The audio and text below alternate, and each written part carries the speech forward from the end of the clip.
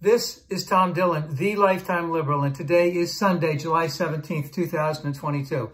The title of this rant is, Where Are the Republican Ideas? So we have an election in a little over 3 months. A lot's going on around in the United States. A lot is going around in the world. And at the same time that these things are going on, especially, let's just say, women's rights, firearm safety, and let's say Ukraine as the bigger things, what is the platform that the Republicans are running on, and how do they make it an aspirational campaign? Doesn't seem like they're doing that at all.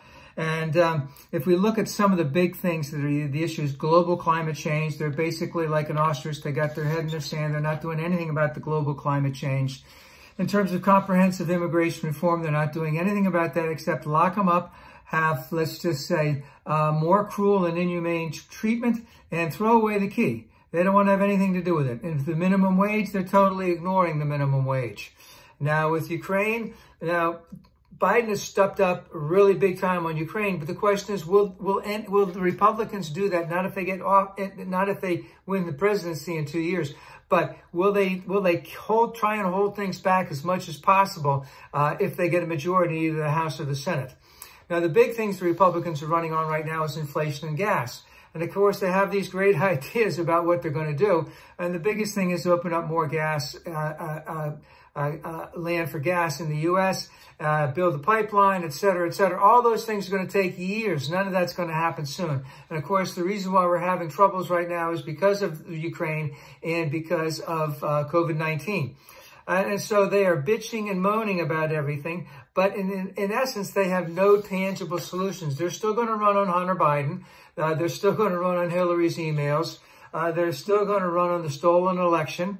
They're still going to run with gerrymandered areas, and they're trying to do lots of other nefarious things, which are really, really harmful to our democracy.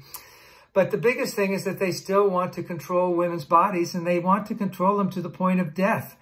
And they basically have indicated that they are clearly okay with innocent children being slaughtered. Because after Uvalde, I said and many others said that, hey, there is not going to be any type of firearm safety. Now, they did get some other stuff in terms of red flag laws and a couple of things like that, which are good and will save lives, but they did not address the situation with firearm safety here in the United States.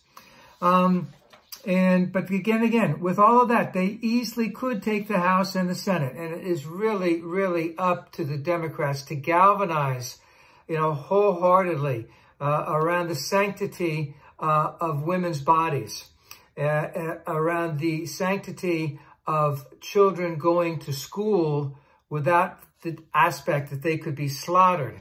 And they must point out daily and very defiantly the absurdities and the inhumanity of their positions, and make them account for their positions day in and day out.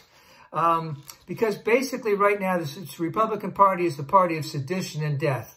And all of them need to be voted out.